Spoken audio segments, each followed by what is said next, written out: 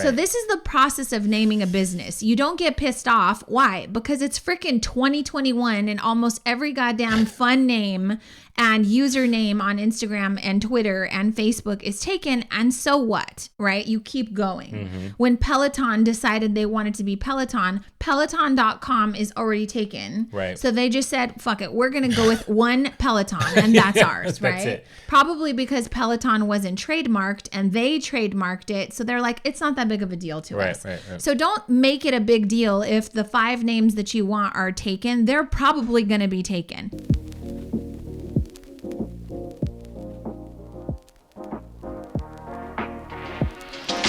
Hey guys, welcome back to the Push Podcast. I'm Janelle Copeland. And I'm Edward Copeland. And it is a fun day today because we had iced tea, coffee, and donuts for breakfast. Yeah. I'm just going to leave it at that. We also went to the gym before. Can I paint the picture for the people? Fine, go ahead. Okay, so we go to this, when we decide to treat ourselves with and I don't want to say treat, because I was just getting on someone the other day that human beings don't treat themselves. You're not a dog. You treat dogs when they do something. Human beings make a decision to indulge and have something. Okay. All right, so we decided to have something sweet. And so we go to this wonderful donut shop. Our favorite donut shop. Upland Donuts. Mm-hmm. Nothing fancy, just Upland Donuts. Just good ass donuts. But they make them fresh. They're like right off of the fryer. Right. And so I had a apple fritter that would knock your socks off. I mean, as I think about it, like eating it, my socks flew off. You're ridiculous. But I put it in the air fryer for just, like 2 or 3 minutes, and it was perfect. I love that for you. I just wanted the people to hear that. But you got to have a little indulgence sometimes, right? Yes. A little sugar. And it's been a while since we had, so today we decided we were going to treat ourselves. Absolutely. After a nice hard workout. We went and got Upland Donuts. Shout out to Upland Donuts. They're our favorite donut shop. That's not local. It's about 25 minutes away. Yeah, so we make a march out there. We're those foodies though that are going to drive wherever we think the food is the best. Right, and I almost regret telling you guys about this because then it's going to be a longer line than it already is, which upsets me. But that's okay. You could tell them that Sharing your favorite donut is the one with the sprinkles, so that way they buy all those because that is not what you get. No, that's not what I get. The sweetest I get is apple fritter. Yes. Okay. Yeah. So we're going to dive into today's episode because I think it might take us a while to tell this story, but I'm super I have a pumped. What in the world though? Okay, fine. Go fast. What in the world? Okay. So my what in the world is this. We watched a documentary with Mark Wahlberg. So good. So good. Yes. So good. So my what in the world is one, it is fantastic. It is Wall Street. Yeah, I think it's called Wall Street. Mm-hmm. And basically it's about 6 episodes or so of him basically filming him starting some companies, investing in companies, and talk about the worst luck that you can imagine. I mean, you got this successful actor and producer who is investing in companies, he's starting companies, and he's heavily in part of these day-to-day and day outs. And so my what in the world wasn't that. My what in the world is how does he still learn his lines? It's called Wall Street. WAHL Wall Street. It's on HBO. And so our kids are actors, and I don't understand how they memorize an entire performance or play or musical they're in. That is crazy to me. I could barely memorize you can't even daily memorize push. a 15-second daily push for TikTok. I'm like, what was I supposed to say? Right. But he's flying around, he's going to all these different businesses, and then he's in the middle of it doing movies, and I'm just like, I don't understand. I would have to be glued to my script in order for me to really understand my lyrics, my rhymes. What are you saying? My lines in the movie. So let me tell you what in the world is with that. First of all, you need to know that if you're friends with Janelle and Eddie, the way that we watch TV is very interactive. We are going to press pause probably 50 times in a 30-minute time period because we want to stop and discuss and figure out what the lesson is. And we're just learners. We're people who love lessons, right? Yeah, we're either doing that or making some wise ass comment about whatever's going on. So here's how this worked though. Wall Street. Mark Wahlberg. He's an actor. He's a rapper. He does lots of things that you know. He hasn't been a rapper for a long time. Okay. Yeah, Mark and the Funky Bunch. Anyways, feel the vibration. Move it. Is that what it is? Come on. Anyways, okay, so he not only does film and no more music, but he has a clothing line that he just started to start, which is called Municipal. Right. He has a production company, which he decided to start. Which is solely focused on documentaries. Right. He has Wahlburger, which is a restaurant company that his brother decided to start. Yeah. So he has this like pie chart of like, I spend this much time on movies. I have this much time on this, this business. And this documentary it's a 6 series. And basically it's all of these businesses are coming to life. Oh, and a fitness company. I can't remember what it's called. He's trying to, well, F45 it has its own company, but he's trying to be a franchise owner. Right. And then I think what was it called? Like a Max franchise, like franchisee or something where you own a ton of them. Okay, so let's get this straight again. This is right before the pandemic. Right. He's diversifying as an investor, as an entrepreneur, starting all of these businesses. And so this is the journey of his entrepreneurship journey, right? So he says, okay, I started this gym company. Within a couple of months, we got 1,500 gyms open nationwide, right? 1,500 gyms pre-pandemic, people. He starts a clothing company called Municipal. This is pre-pandemic. And it's like now all of a sudden you're walking through the pandemic and there's no factory workers. There's no supplies, right? He starts the restaurant. Restaurants were really struggling. Food industry were really struggling during the pandemic. So he starts all this stuff and the production company. No actors working. So 4 businesses out of the gates. Right. The pandemic hits and the whole 6 series is about him losing his shit as an entrepreneur, which he did a really great job. He's got a positive mindset and you kind of just got to go with it, right? Yeah. And so it's really phenomenal. You should watch it because you should watch it to know that you're not the only one that was faced with, a shitstorm potentially in your business. And he had 4 businesses that were struggling. The gyms, as soon as they open, boom, closed down. No more gyms. You forgot he was going to invest in a grocery store. And then that kind of fell apart because obviously because of the pandemic. Right. But what was so intriguing to me is he's doing movies at the same. I mean, he took some time off, obviously, because production stopped for movies. But then when production kind of kicked back up again, he was still active, and so that was really intriguing to me. But what I really enjoyed watching was it was real life. They didn't sugarcoat anything. A couple of the businesses almost just collapsed. Right. The clothing company was in peril. Well, all their investors pulled out. Right, because their investors lost a ton of money in the stock market. Yep. And so they just weren't as liquid to invest in this company. They were we either go all in and continue or we put it on pause and stop.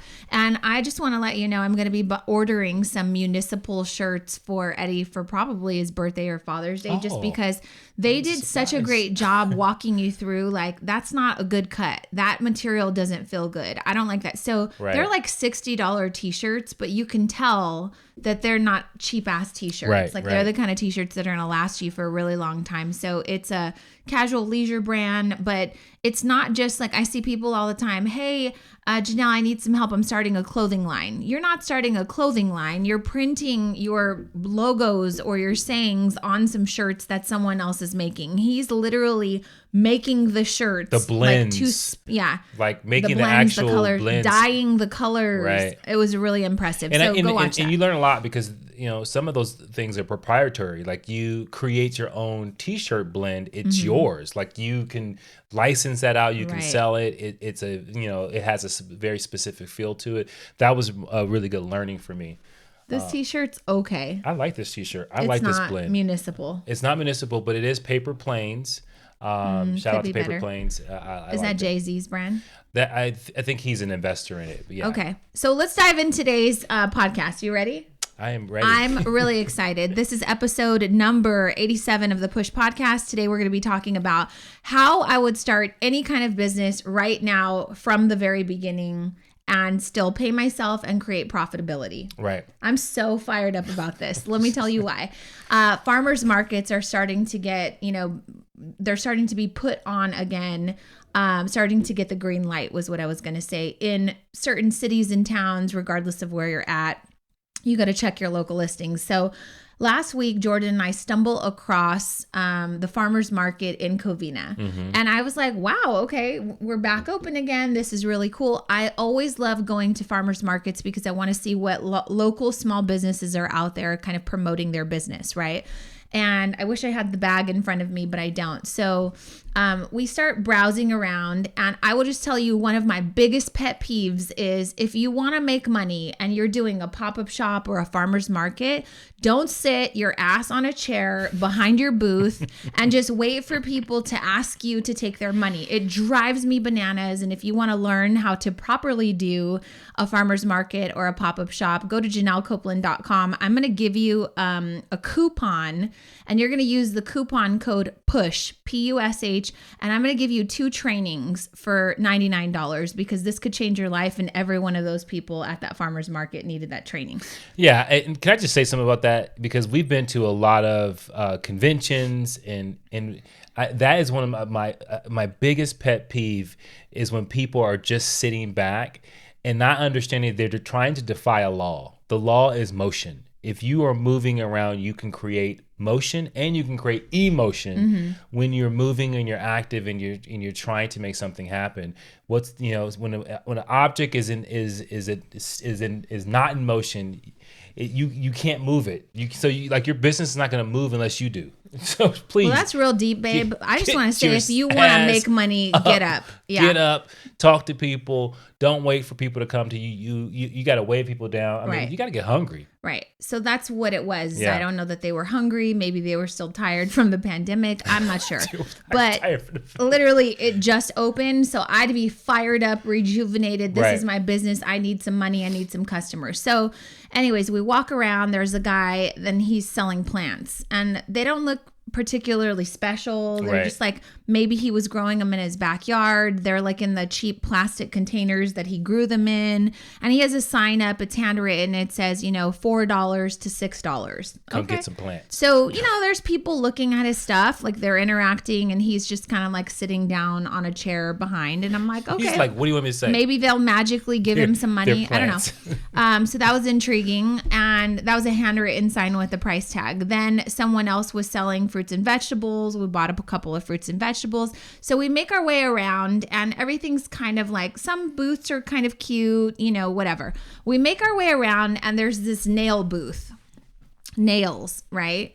And it says Marcy's Marvelous Manicures. Oh. And she's got a big banner, and she's passing out samples. Let me explain to you what she sells. These decals that go on your nails that are basically nail polish. Oh, wow. You put them on, it's a sticker, you file over it, and you're good to go. So Jordan and I are like, we love nails. Tell us more, Marcy, right? So she's up, she's interacting, she's telling you. And I said, okay. She goes, here, have you ever tried these? This is Marcy. This is Marcy. Okay, Marcy's in the house. So shout out to Marcy's Marvelous Manis on Instagram. Okay, so she's got this booth, and then she has a helper in the back sitting down. It's her husband. Okay. So I said, oh, you got a staff. And he goes, I'm just here to set up the booth, right? But nice people. So I said, these are really cool. Love the colors. How much are they? She said, they're $11. Or if you get 3 for $33, I'll give you 1 for free. Okay. Bundle. So we talk a lot about that. 3 for $33, and I'll give you 1 for free. Right. It even rhymes. I like that. Yeah. So I said, Jordan, you pick out 2. I'll pick out 2. We're for sure. And I said, you probably only take cash. And she said, nope, I do Venmo, Square. I was like, that's what the hell I'm talking about, Marcy. So take my money. So let me ask you. So these things are 30. So each one is $11. Right. Okay. But I can get 4 for $33. Okay. And it's deal. Okay. So then she says, before we had even decided to buy anything, she's like, have you ever tried these? Let me give you a sample. So she gives us a sample. There are those cheap, like Mardi Gras beads. It's a necklace. And on the necklace, she has stapled 2 little sample nails to this necklace with her card, with her QR code. Everything goes back to Marcy's Manicures. So Jordan's like, She gave us a necklace. Like so it's something that's not like a sample. Like if it's a little piece of paper, you're going to toss it in the trash, right? So this is something like maybe you put on. We saw so many people wearing them around the event. So I was like really impressed with that, right? So we give Marcy our $44. What do you think that costs? Maybe. Well, we'll get into that. Okay. So we give Marcy our $33 for our 4 nail decals. We walk away and Jordan goes, all right, Marcy, I see you. Like it was just impressive, right? She also asked for our address, our email address, our phone number, all the stuff. And I didn't give all that, but I was like, well, we'll try them out. Just long story short, Jordan and I have been wearing them all week. And I called her yesterday to ask her to place another order. Wow. Okay. And she put it together quickly. I picked it up and I told her what a great job she was doing with her branding and this and that. While I was there, I asked her, I said, does it cost to participate in this farmer's market? And she said, yes, ma'am, it costs $40. And I was like, that's a great deal. She said, yes, it is. As she finished helping me taking my $33, she had 5 other customers waiting in line. Wow. So that's a killing, right? She's also selling something she doesn't have to make with her hands like I did, like cupcakes, right? So when did you went to her house or you went to... She happens to live around the corner. So I followed her QR code that she put on the sample. She put it on my bag. She put a sticker on every one of my products. Great job of branding. Right. She purchased the domain, Marcy's Marvelous Manis. Right? So it goes straight, when you scan the QR code, goes straight to her Instagram. You can place an order. So I messaged her an order, pay for it. And she said, hey, I'm working from home. I live in Covina. I'm not at the farmer's market this weekend. And I said, oh, I really wanted to get some more. She said, well, where do you live? We realized we live around the corner from each other. So I swang by. She handed me this beautiful bag with a beautiful bow on it and said, thank you so much for supporting my small business. There you go. So it was great. So that inspired me. And I was like, if I had to start a business right now, what would I do? From the beginning to the end, I'm going to walk you guys through the entire process because I was just so inspired that I was like, maybe I'm going to start a business. I'm going to document it. I'm going to walk through every single cost that I can think of, including the $40 to go to a farmer's market, and how much money could I make and would it be profitable? Okay. You down? I'm down. Say yes, I'm down. I am down. Okay. So this is the first step. What are you going to make or buy? So for me, for this example, some of you might know if you follow Janelle Copeland, I love succulents. I recently, not within the year, started gardening, planting, and I love like the propagation of succulents. I love the fact that they kind of multiply. I love the fact that you can nurture them. It's just like an escape for me. So I would not turn it into a business. But in this example, I'm going to pretend that I am because people ask me all the time for succulent arrangements now. And I tell them, no, I don't want you to rob me of my joy. I just really love doing this. But for this example, we're going to start a business and it's going to be a succulent business. And I'm going to go be a competitor of the guy that was selling the plants sitting in his booth. Okay. You got it? Got it. Okay. So first thing you have to ask yourself, what's it going to cost me to make or buy whatever it is I'm going to start this business on? So in Marcy's case, she had to make an investment of purchasing these nails because it's not something she makes, right? The decals. Right. So she had to make an initial investment and then she's going to work her way through how many can I sell? What's the profit going to be? How much am I going to pay myself? All that stuff, right? Right. So for my example, I'm going to be selling plants. And you got to ask yourself, okay, like where am I going to get those plants? Is there going to be overhead? All of the things, right? So we'll get into that. But and while you're doing this, can I just add the narrative of what you're doing in a sense, and some elements too for people to consider? Okay. Well, you're gonna do succulents, but the reason why you're doing succulents is because you have evidence that people want them. They're asking you for them already. Okay. Right. So you already have. There's value in it simply because there is a need or a want. There is a demand. And so I think it's important to understand that when you're starting a business right now, what is the evidence that you have that there's a need or demand for it?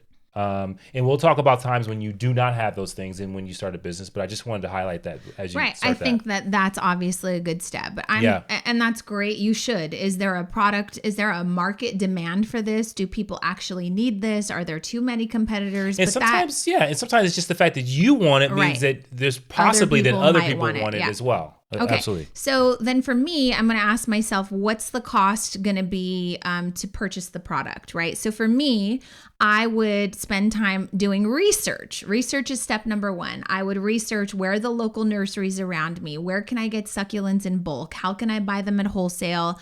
What is the cheapest possible way that I can get my hands on the most succulents? And, how far is that, right?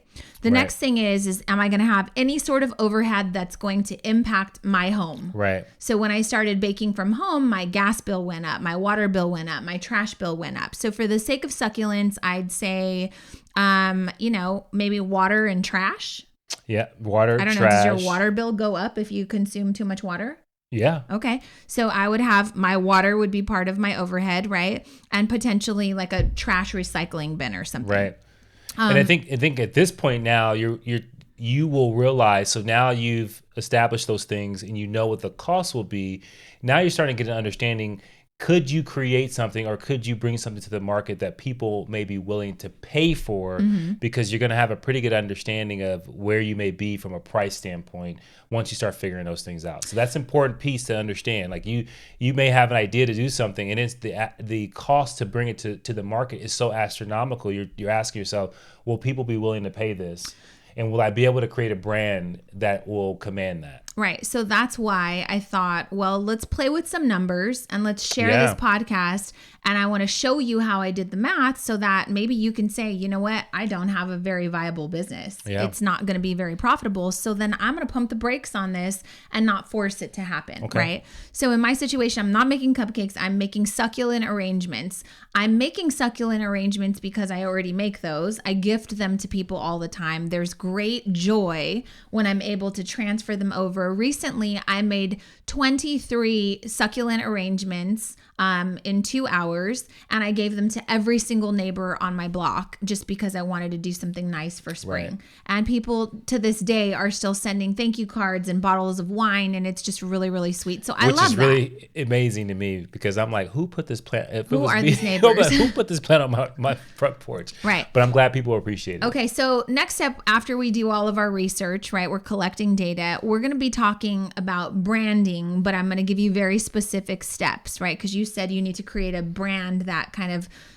conveys value, right? Remember, I'm competing with the guy that wrote on a handwritten sign at the farmer's market. So I don't have much to compete with, but who knows, if I go to another farmer's market, maybe I am. And that's significant. So people should understand that. Like if you are putting that out there that, hey, I'm just going to put this on here, you are already putting yourself in a situation when you go to put something up there and you say, this is how much, people are like, bro, you use this pen. Sharpie. No, I'm not Some paying people that. don't care about that. Some right? people don't. So, okay, first step of branding is picking a name. Now, we do an entire module on this inside of Passion to Profit, our 8-week masterclass. But for the sake of time today, I'm just going to tell you what I did to try to search for a name. I first made a list of all of the things that I thought would be cool. Everything from root to green to growth to homegrown to grow, like just all of the things that I thought about when it like different things around succulents, names, just to kind of get my creative juices flowing. Right. I then kind of settled with, I really like the way homegrown feels, right? Because I could use like brown paper bags, recyclable stuff, it's plants. So I searched the word homegrown to see if that was available on Instagram. Of course it's not, because it's so basic, right? So then here's a tip. Go to Google and type in synonyms for homegrown. And then so there's a ton of words that come up. Right. So then one word that stuck out was aboriginal. Okay, like that. Then it kind of led me to other words. And I was like, wait, what do I like about succulents? I love the propagation about them. That's like the multiplying, growing, additional, right? Yeah. So then I was like, how could I play with the word propagation? I'd love a company just called Propagation. They don't die, they multiply. Okay, there's your tagline there. People don't. That was for free. So propagation is taken. It's taken on Instagram. It's taken on the website's taken. So then I was like, okay, well, what words do I like with it? Pretty propagation is picked, right? So this is the process of naming a business. You don't get pissed off. Why? Because it's freaking 2021 and almost every goddamn fun name and username on Instagram and Twitter and Facebook is taken. And so what, right? You keep going. When Peloton decided they wanted to be Peloton, Peloton.com is already taken. Right. So they just said, fuck it, we're going to go with one Peloton, and that's ours, right? That's it. Probably because Peloton wasn't trademarked and they trademarked it. So they're like, it's not that big of a deal to us. Right. So don't make it a big deal if the 5 names that you want are taken. They're probably going to be taken. So then I was like, Pretty Propagation LA. I like that. Pretty Propagation LA. So I find it on Instagram. The account's inactive. There's 126 users or followers. I could do a couple things. First, I'm going to check to see if the website's available, which it was for $119. So Pretty Propagation LA, I could buy for $119, which means I wouldn't have the Instagram. So I could message her and say, hey, I see you have an inactive account. I'd love to buy it from you. Or would you mind? I'm going to start a business. I'll send you a plant for free, whatever. I got to get creative. Right. If I don't want to do that, then I have to come up with another name, period. So now I'm going to go with, I started thinking of garden. It's growth, it's garden. I like the purple succulents that I have a lot. And so I decided on Purple Garden LA. I love that. And what's interesting, and I want people to understand like what the process, you were looking for something that would match its synonym, but also you were looking at, okay, can I tell a story with this? Can I tell a story with this? It all comes back to, hey, this is the name I'm thinking about, but can I bring it to something that's significant that would be important to people? Yeah, so Purple Garden LA. PurpleGardenLA.com is available for purchase on GoDaddy.com, which is your next step. You need to search to see if the domain's available. Why do you need a website? You need a website because it's 2021 and people buy things online. Yep. Period. End of story. I'm not going to talk about that anymore. So it's $1 per month for me to buy PurpleGardenLA.com. You know what? I'm going to go ahead and binge, and I'm going to splurge, and I'm going to buy 100 months of that. Yeah. So $100 I just spent on my website. It's also available on Instagram. So boom, it's secured. There's the name of my business. High five. High five. PurpleGardenLA.com. I'm not going to tell you what I found when I searched it too. So Eddie said, I think it sounds like weed. I think you just started a weed company. Okay. Next company, or the next step then would be do your research, because if Purple Garden makes people think of weed, I'm in trouble with my business. Maybe not, because I don't sell weed, sir. No. Sometimes you got to be able to pivot wherever your customers are wanting. I'm not selling weed. I'm just saying. What I would also say is that maybe there are people that do smoke weed on a consistent basis that actually love to propagate and love to do planting. So if they're not my target demographic though, and it makes people feel like it's associated with cannabis, and that's not what I want to do as the cake mama with children, then I'm not going to do that. Yeah. The point is do research on your name. Don't get hung up if it's already taken. Ask around so people can let you know how they feel about it. Google it, see what comes up. Yeah, before you fall in love and spend 100 months on a website, right? Okay, next thing, I'm going to go to canva.com and I'm going to make a free logo for my new company, purplegardenla.com, right? Yeah. All right. I'm going to, at this point, I've already secured my social media following. I have my website. Now I'm making a logo. You with me? I'm with you. I'm going to order some labels because I want to make sure, just like Marcy's Marvelous Manis, that I'm going to put my label on everything. I'm going to put it at the bottom of a planter. I'm going to put it on the bag when I let you take it. And I'm going to make sure that I'm asking as many people to share it as possible. So I'm going to focus on some bags, some labels, and some packaging. And then I'm going to get some business cards or flyers. And specifically, I'm going to put on there, because remember, we're doing the farmer's market. I'm going to list upcoming events. I'm going to list how people can contact me, which they can contact me on Instagram now, or they can contact me on my website. Right. And so I'm going to make sure that it says that on all of the flyers, and I'm going to order some flyers or business cards or whatever it is that I'm going to be giving out to every customer that walks past my booth. And and one of the things I think is important that people really need to catch is that you solidified your digital platform first, right? Get the digital platform going. Get your ability to take people's money online completed, done immediately. Oh, I'm not even there yet. Well, you already kind of talked about that. I haven't got there yet. I was first going to let you know that in addition to the labels, bags, and packaging, and the business cards and the flyers, I'm also going to purchase a banner. Okay. Like a big banner that says the name of my company, purplegardenla.com. And that's going to cost me $100. I already looked it up. So I'm going to get a banner.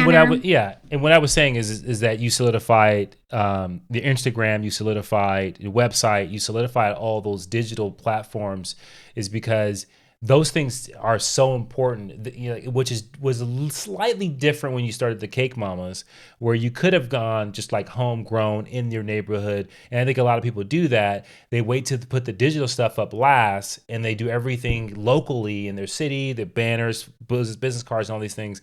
And then when they decide to go digital, everything's taken. Well, the problem is, you said that it's slightly different for the Cake Mamas. The Cake Mamas was exactly like that. Like we came up with a name that our kids had given us. I immediately searched for it. The website was available, so I purchased it. But before I purchased it, I checked to make sure that there was a trademark option available for it. So I secured the trademark. It was a federal trademark, which meant that in the United States of America, no one else could operate with the name The Cake Mamas. I'm not doing that on this business yet because I don't even know if it's profitable yet. Okay. Right? Okay. So this is a fake made up business, you guys. If you try to go to purplegardenla.com, I did not buy the domain, but maybe I will just for fun. Right? Okay. So I bought a banner. I bought the labels. I bought the packaging, whatever. I'm going to give you the cost for all this stuff too. I'm going to save money and borrow an Easy Up tent from my friend Sarah. And then I'm going to get some tablecloths from my friend Nicole. Because I don't want to buy those. I'm a new business owner and I have to save my pennies. Right. You with me? I'm with you. Now, you said something about payment processing. Now I'm going to figure out how to take people's money digitally. Because one of my biggest pet peeves is people who are being so cheap with starting a business and they're like, oh, I only do cash only because it costs too much. You know, they're going to take fees. That's part of doing a business in 2021. People don't have cash at the farmer's market. If Marcy's Marvelous Manny's wouldn't have had cash at the farm, or she wouldn't have been able to take in cards, she would have lost out on sales. Yeah, and here's how you equate that. The charges that you're getting are going to be 3% of whatever the sales. But the benefit and what the platform or the system you're using to transact your transactions are, it's allowing you to take far more than 3%. Right? And so it's allowing you to grow your business at an exponential rate that would not be able to happen if you're only strictly cash. So the money you're losing out on, you're actually 4 times, 6 times, 1,000 times making when it comes to having a digital way of taking payments. So I'm going to take payments in 3 forms. I will take your cash.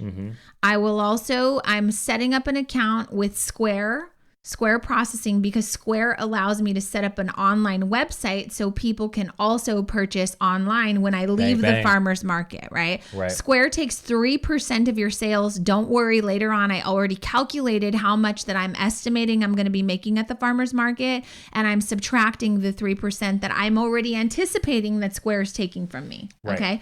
So I'm taking cash, I'm taking Square payments, so all credit cards, and I'm also doing Venmo.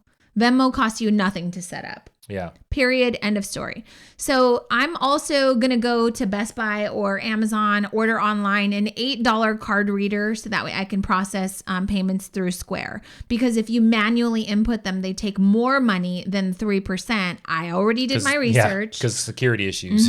So I'm going to get an $8 swiper. Yep. A Square reader, a payment reader, and that's $8. Okay. And can I just real quick, make sure if you do have a business right now, make sure that you are swiping or using the chip and not typing in credit card numbers. It is costing you a boatload. In 2018, the Cake Mamas spent $7,000 manually typing in credit cards for credit card transaction fees, just for the fee alone for manual credit cards. In that moment, when I saw that, and think of how many years had gone by when I didn't see that because I wasn't paying attention to that line item. In the moment when I saw that, we stopped taking credit cards online, over the phone, and we immediately just invoiced them from the bakery. Right. So I saved $7,000. So please do not manually type it in. $7,000 could have been a new mixer, a couple of new mixers. A lot of things. Yeah. It could have been a nice vacation for us. Absolutely. Whatever.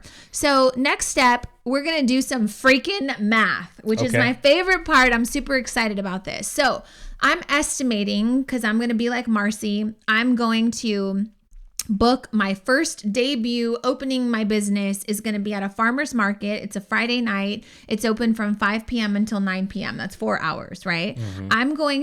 She told me that it costs $40 to be at the farmer's market. So I'm going to invest $80 to make sure that I can be there 2 weeks in a row. Okay. So I'm estimating based on, the fact that it's a local community event, there's probably going to be several, I'd say 200 people, 150 people kind of walking through. At one time. Okay. I'm estimating that if my plants look amazing and if they're presented in a way where people can't live without them, I think I could close 50 customers. Yeah. 50 customers at a price point of $20. 50 customers, price point $20. Okay, so that's $1,000. Okay. But remember, I'm going to go 2 weeks. So I'm estimating that my business is going to make $2,000 and we're going to serve 100 customers. And can I tell you why that's so important? Okay. It's so important that There was a piece of lint, sorry. It's so important that you understand what your goal is, what you're striving for. Because when you go and you open that tent, when you go and you unfold that table, when you start to put your products out there, it is a constant reminder, like this is my goal, this is my strategy, this is what I'm going to go for. And you start to act and move in a way to help you achieve that goal. I often see people go to those types of things and they don't have a goal. They just are like, I brought products, let's see what happens. Well, if I had $1 for every single time someone messaged me or asked me in my private Facebook group, Cake Sense, how much product should I bring to this farmer's market? I have no clue. I have no clue what the traffic is. I have no clue how many people are going to be there. I have no clue what your budgets are. I have no clue how much it costs you to get into that place, right? So for me, it's going to cost me $40. And with the traffic that I saw on a Friday night, providing that it's not a holiday where people are out of town, that's important, right? I'm estimating that I'm going to close 50 sales on 2 nights. So that's 100 customers. In order for me to do that, like you said, I got to show up with energy. Right. I've got to be standing up. I've got to have great products. I've got to drink a cup of coffee. I've got to make sure that I have help because I plan on helping 50 customers in 4 hours. Right. And you may not achieve that goal, but I have a goal. But you have a mile marker. Like, hey, this is what I need to do. And I will learn regardless whether or not that was reasonable, if it's realistic, or I need to adjust it next time. But I think people skip that because they don't want to fall short. Right. Okay, so now let's talk about either making your product. Maybe you're making cupcakes or sourdough bread or wood signs, whatever. I'm making succulent arrangements. So I have secured my succulents at wholesale cost. I don't need a wholesale license or anything, but I found a place local in LA that's, not too bad of a drive, and I can go and I can get the plants for $1. Okay. So I'm going to get these plants for $1. And I'm going to put 5 of them together, which at most, it's probably going to be 3 to 4 of them together in an arrangement. But at most, it's going to cost me $5 on the high end. And then on the high end. And so then you are going to curate each one of these. Yeah. Right? So I'm going to put all of them together. I'm getting them for $1. I'm going to put a couple of them together. And then I'm going to purchase these containers that I already did research on, these beautiful, like different types of glass pots. And I'm going to get them wholesale, again, without a wholesale license. But I found someone who will sell to me in bulk.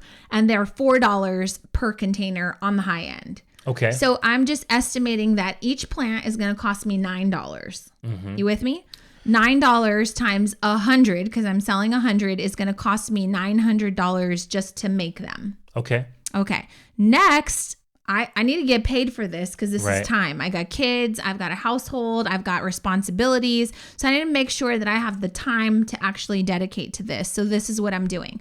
I'm saying that because I'm new at this, it's a new business. I'm okay if I could pay myself $10 an hour just because I don't want it to be for nothing. Right. And so I'm going to estimate that this whole entire business is going to take me about 40 hours over the next 2 weeks. So that's including you. I'm going to break it down for you. So 40 hours over the next 2 weeks times $10 an hour is $400 that I'm going to earn in labor from this business. So that's for 2 events. And remember, I told you, I know that I could make 23 plants in 2 hours. So that's 120 minutes divided by 23 plants. That means that it's going to take me a little over 5 minutes per plant. Okay. Okay. So 40 hours, I'm going to need 4 hours total, and I should be able to make 100 of them. In 8 hours, it's going to take me 8 hours. It'll take me to make 100 of them. You with me? I got it. Okay. So of the 40 hours, then I'm dedicating 8 hours to actually making the product. If you're making a cake or cupcakes or something, it's going to take a lot longer, but this is what I'm selling right now. I'm going to be selling 2 times a week from 5 p.m. to 9 p.m. So that's 8 hours, 4 and 4. But I'm going to also give myself an extra hour to set up, tear down, whatever. So I'm giving myself 10 hours to sell, set up, and like stage my products. Okay. And so can I just say this really quick? Because you're saying you're putting these together. I would say this is where you want to really start to enhance your self-confidence and your self-worth when it comes to putting this together, because you're curating these succulents. You're not just putting them together. You're not just making them. You're doing a curation, meaning that you're using artistry, which you want to make sure is part of how you present these things in order to give them the value that you're trying to transfer to people. What you're saying is make a great product. Make a great product, but tell people that you made a great product. What you don't want to do is go to the. I made that in 5 minutes. I make these myself. Yeah. No. I specially curate them. I handpicked each one of these succulents and put them together, perfectly marrying the two together that I thought went well together. Like, you've got to give it a little bit more gravitas. Okay. Is that the right word? I don't know. Sure. Value. So I'm at 18 hours total. I'm right. at 10 hours from my event, set up, tear down. I'm at 8 hours of labor. You with me? Mm-hmm. Okay. So now I'm allocating the rest of those hours, 22 hours left in my labor, to admin activities. So that is, driving around, looking at supplies, doing research online, finding suppliers, making my logo, picking up my labels, stuff like that. So 22 hours of admin work to work on the business, not actually create the product. So taking pictures of them, posting things on social, stuff like that. I have 22 hours to do admin work. Yeah. Yep. So that's the difference. We just finished a series in Cake Sense, and it's, hey, how to work on your business versus in your business. So from the get-go, in just the beginning concept stages, I'm giving myself time to actually work on the product, and then time for admin hours to tend to the business, because I have to set up a website. I have to learn how to build a website. I've never done that before. Right. I have to learn how to use Square. I have to test it. So I need time for that. Yeah, to make right? the time. So I'm giving myself 22 hours for that. So total in labor, if I'm making $10 an hour times 40 hours total to work on this business, it's going to be $400 in my pocket that I'm making just as an employee of this business. Okay? Okay. Next, here's the breakdown of exactly what I've spent money on so far. So far, I have the plants that cost me $900. I have the labels and the banner that cost me $150. I purchased bags from Smart & Final. They're just brown paper bags. I get a ton of them, and it's only $10. I'm factoring in the fact that Square is going to take 3% of my sales, and I told you I was going to do $1,000 in sales, right? So they're taking $30 right there. I factored in the fact that I bought my website for $100, and I paid $80 for 2 weeks at the booth. You got it? Got it. So my total cost is going to be $1,270. And that's without my labor. So I'm sorry, I'm making $2,000 at the farmer's market, because remember, I'm going 2 times. That's based. Okay, so you're selling based on your selling price. If I can help 50 customers and sell the plants at $20 a pop, then week 1, I'll make $1,000, and week 2, I'll make $1,000. Gotcha. So it's going to cost me, just to show up the way that I want to show up with the website, the Square Reader, the transaction fees, all that stuff. It's going to cost me $1,270. I haven't made a penny, but this is my initial investment. Okay.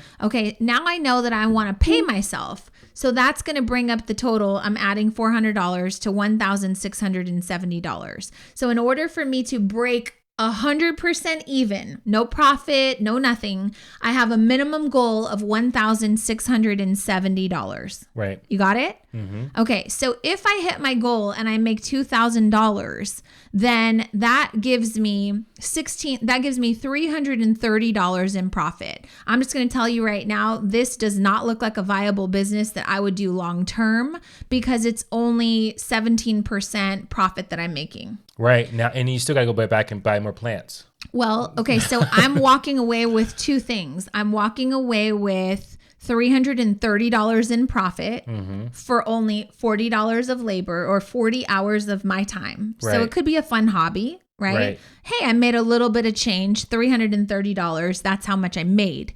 I also earned $400 from this business. So total, there's $730. Now that's very important for you guys to understand because I paid myself as an employee. So that is my money. It doesn't belong to the company. In order to bring the company to life, I made $400. Right. The business made $330. So when you're asking yourself like, oh, did I make a lot of money? If you didn't factor in your labor, then you would have thought that oh God, that's like 40% markup. No, you got to pay yourself first and then the business gets the profit. Right. So it significantly lowers because it's adding to the cost of doing the business, right? Right.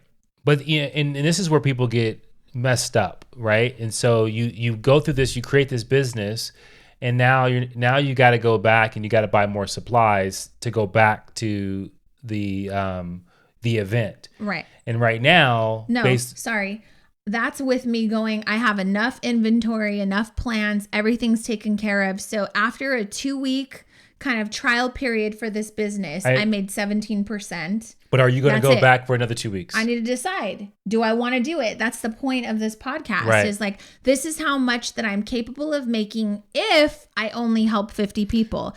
If I only sell them for $20. So if I sell them and change the numbers, then that changes everything. Right. So let me do some quick math while you talk, because if instead I think that I can command with the look of the products that I'm selling, maybe I can charge $25, especially because Mother's Day's coming up. And I noticed that maybe after the first week at the market, people thought it was a great deal. So they bought like 3 or 4 of them. If people are buying 3 or 4, then you probably know that your product, it's not priced well enough. Right. It's not priced high enough. Right. So I'll do some quick math. And then what do you want to talk about? That's how I would start a business. Well, yeah. And I think the key thing too is those are the ideas in which people start businesses. They look at the math, they break down the math, and they say, okay, this is how you create some type of income. But I think one of the things that helps you with identifying whether is this a viable business is understanding, like, is this a problem that people have that they consistently? And what that means is will you have people who keep coming back to you to solve this problem? Now, if you're selling plants, that may be the case. They may come back to you for a certain amount of time until they complete whatever garden or whatever activities they're doing. But how do you make sure that that problem is still there for them? And I think that that's where you have to use innovation, and you have to make sure that whatever you're creating, you can build on that, right? And so, like, I think about companies that I enjoy doing business with. So I like Warby Parker, right? So Warby Parker has a significant market share when it comes to glasses, right? And then one of the things they do that make them very unique is that they have a very unique delivery system of the products, right? So you can order 5 sample glasses, try them all on, and then find the one that you really love, and then you send back and you go back online, tell them what you love, and then like a week or 2 later, you get your glasses in. And that process in itself keeps you going back for more because of the fact that it's so easy and it's convenient. But also, what it does is there's a story behind Warby Parker as well, that when you get your glasses and you see the clean out cloth, they tell you a story of why they're in business. And that every time you buy glasses, they donate. And so now you're part of something. And so those things really drive value. They really drive you talking about it, drove me to talk about it on this podcast. And that's the kind of thing you want to think about when you're creating a business. And some of those things we talk about in Passion and Profit. No, all of those things we talk about in Passion and Profit. I'm just keeping it super like low level. Yeah. This is what I would do to start, right? So just to let you guys know, I increased my selling price. I'm helping 50 people still each night at the night market or at the farmer's market. But instead of selling my products for $20 now, I decided I'm going to sell them for $25. Okay. So already that increased my profitability. My business business now made $830. I still made $400 in cash labor. That was what I earned as an employee. And now I have a business that's operating at a profit level of 33%. My business generates 33% profit. Okay, gross margin. Gross margin. Okay. It's pure money in the bank. So let's just say that this was a cupcake business and you did the same math on this. And the point is you got to figure out if it's too much, like you're like, oh God, there's no way I could pay myself for all the hours I work. Then you have to figure out how to play with the costs. Like the costs don't go away, right? You're still spending time on the business. You have to figure out how to decrease the cost of the products that you're making maybe, or the products that you're purchasing in order to sell. You have to figure out how to maybe up-level your branding so that way you can increase the price and people will want to pay more. Or you have to figure out how to, be at an event where there's more people maybe that might cost you more upfront, but now you have more opportunities to close more sales. But this is the math, people. If you want to start a business of any kind, this is the way you do it. There is no, well, I couldn't afford to pay myself in the beginning, so that's money that the business needed. No, any business from the beginning, you have to factor in labor. Right. Because someone has to do the making, the buying, the admin work. Someone has to be working on the business, whether it's you, your husband, your kids, whatever. You have to, from the beginning, lay the foundation that we pay for labor. So don't get rid of that. And one of the things I have written down here is when you're starting a business and you create an amazing value, it's people want it, they need it, they're willing to pay the price, and it satisfies the customer's needs and expectations. And then the key thing is so that the business brings in enough profit to make it worthwhile for the owners to continue operation. Okay, so we're going to end it right there because this business that I started, what is it, Purple Garden, LA? Yep. I think so. This fictitious business that I started is yielding me right now 33% of my returns, right? I have to decide, is that a viable business? Would I feel comfortable if I made $1 million worth of cupcakes and I only made 33% on my business? Right. You have to decide. Nobody can decide that for you. Some people are operating a business with negative profit right now and they love their business. They would do it for free and they are doing it for free. In some cases, it's costing their family money because they want to hold on to this business. Some business owners that I know will not get into business unless the business is yielding a 75% return. So you get to decide as a business owner what your time is worth, regardless of whether you sell t-shirts, sourdough bread, succulents, cupcakes, dog grooming, whatever. You have to sit down and do the legitimate math to decide whether this is worth your time or not. If not, you can go get a corporate job. Yeah. You can work wherever you want and you can be happy as pie about it because you know that you did the math, you gave it a shot, and it's just not really worth it for you. And you have to, and the only way you know whether it's worth it or not is you have to understand what you want from the business from a standpoint of long term. Is it something that's paying for your kids' college tuition? Is it something that's going to drive your freedom in life financially? Like all those things you have to keep in mind, because worthwhile today may not be worthwhile tomorrow. And so many business owners 5 years, 6 years into their business are burnt out simply because they don't remember why they even started it. They don't remember what it was, what the means justify the end. They don't even know what they were using the business to create. And a lot of times that has to be defined in order for it to be worthwhile. So make sure you do that homework. Make sure you know what you want from this business, what the profit is going to go towards. And then I think from there, that could be a driving force to keep you passionate, keep you enthusiastic about what the business success looks like. Absolutely. And if you're listening to this Push podcast and you say, God, they just spit out so much stuff, there's all these formulas, I need them, you can head over to JanelleCopeland.com. You can click the link in the show notes and we have a nice little freebie that's got a checklist that walks you through all these formulas so that way you can sit down and do the math on your business. I hope this was helpful. If so, please take 30 seconds to leave a review for us and we hope to see you in the next episode. Push through.